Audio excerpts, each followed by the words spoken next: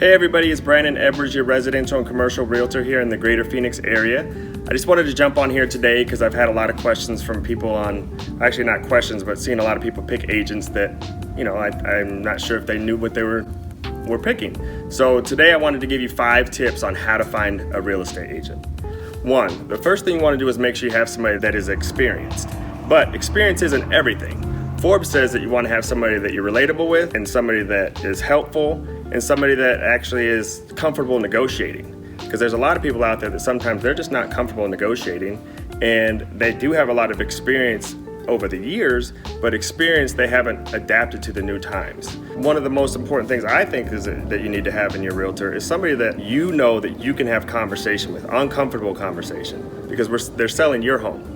This is something that they need to make sure that they understand, is they're trying to get the most equity out of the house for you, and they want to make sure that you have a smooth process, and they should know that they should be able to ask questions, even if they're uncomfortable, about the process of what's going on, so then there's a smooth transition and nobody is upset by the time we actually find somebody wanting to buy the home. The second thing you actually need to make sure that your agent understands is your purpose for selling the home. And what I mean by that is, are you selling the home because you are a first-time home buyer and it's time for you to actually upsize your home because maybe you've started a family, you started having kids to where you need more space?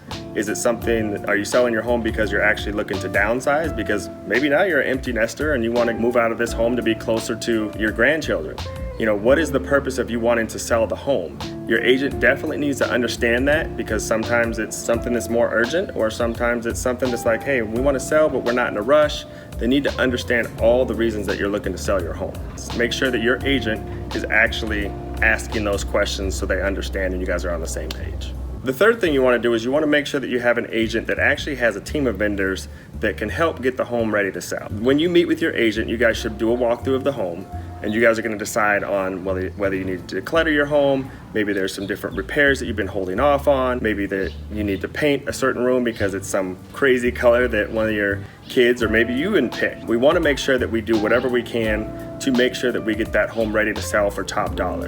And having those vendors that are reliable, that aren't way too expensive, is a very important part of that process. And you want to make sure that whatever agent you decide to go with has a team of people that way. So make sure that that's one of the things that you check off when you're checking off your list on finding an agent. The fourth thing you want to do is you want to make sure that your realtor actually knows how to market your property. This is not, 20 years ago. As we all know, the technology is changing at a very fast pace.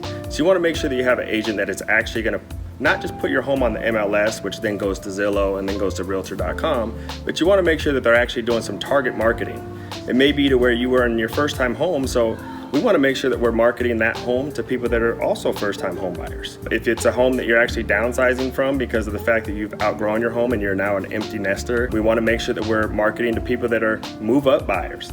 And you can do that specifically by actually doing what we call target marketing. And that means that you're actually going after people that maybe make a certain income and maybe are already in the neighborhood. I have examples to where I had a deal that I recently just did to where they wanted to buy a home in our neighborhood. They were a neighbor of mine currently leasing, and they wanted to stay just because they didn't want their kids to have to go to any different schools, and they also just wanted them to keep them on our block because our block is a pretty fun block and they're comfortable with all the neighbors. In that scenario, I actually found a home that was on our block by actually marketing, and found somebody in that area that was actually looking to sell because they were going to be downsizing, the home was too big, and we were able to make that deal work for them. So you want to make sure that you're actually using other marketing besides the MLS out there, just so we can make sure that we're getting it to the right clients and making sure that we can actually get top dollar for your property. The fifth thing you want to do is make sure that you're actually picking an agent that probably does this full time. I know that there are agents out there that can do it on the side, and I understand that, but when you're looking to sell your home,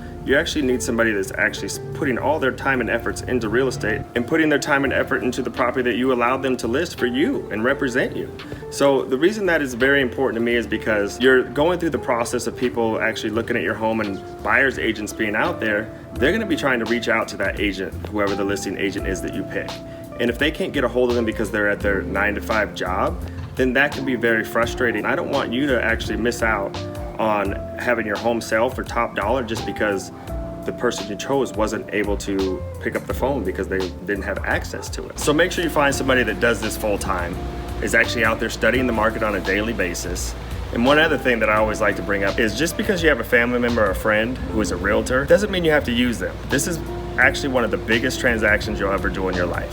You want to make sure that you actually make your decisions on who you're going to be using as a realtor based off of who you're comfortable with, who you think is reliable, and who you think that has the most experience in helping you get this transaction done. So just make sure that you make the right choice based off of that and not just because you have a friend or a family member that has a license. If you like this video and you want to get more tips on real estate and living in Arizona, hit me with a subscribe. Bye.